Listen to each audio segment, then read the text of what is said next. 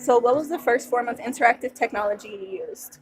The first form was elementary school. I mean, I didn't personally have anything at home, but I mean, in elementary school, I do remember having the program Rosetta Stone, where we had to go back and forth because I'm bilingual. So I had to make sure, but that's as close as I remember of anything like that. To me, being Latina means rising out of, poverty, because for me, like a lot of Mexicans where I live, we were all broke. So for me, being Latina is just proving that I'm much more than just what society has said about me. So that's why I'm here at college. Like, I want to prove I'm first person going to college too, like in my whole family. So I'm really, really, really proud about that. I mean, that to me is what being Latina is, just rising and being someone better than what society says I am. So growing up in a Latin household, we weren't technologically savvy. We had television and that was just about it.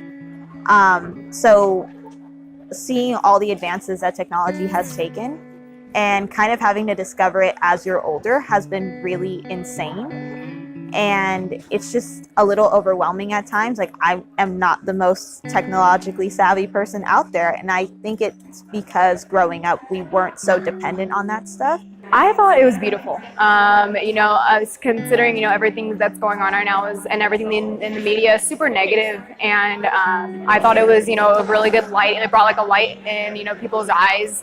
And especially, in the artist, it was definitely something, that was super, sentimental to her. And it felt, you can definitely feel her, love for it, through the video. So this was a brand new workflow to both Liliana and I. So up until now, the tilt brush has mostly been used for kind of just experimentation. So coming into this, there was a lot of research to be done in terms of what the workflow would be. And so when she came in, she kind of gave me what her dream and vision was. And it was doing a lot of Google research, just trying to find out if there was any help booklets out there that we could look into to find out exactly how to do this. The one with the burro zebra, because it talks about coming from disaster. So Medusa, the myth of Medusa, she was with Poseidon. Athena didn't like that, she was jealous. So she turned her into the monster that she was. But then after when she was beheaded, a mixture of her blood with the sea foam, which is also residual, it's crap from the ocean. That together is what creates the Pegasus. And the Pegasus is like a flying horse. In Tijuana, we have a mythical four-legged animal, and that's the burro zebra. And it's burros that are painted like zebras, right? And that burro zebra has become iconic, in different art circles. A lot of artists use it to create art. And also people that live and try to survive through ingenious ways have used that as well, as a way to propel themselves. So that is my favorite piece, because it's saying use the burro zebra, just like the Pegasus. He was the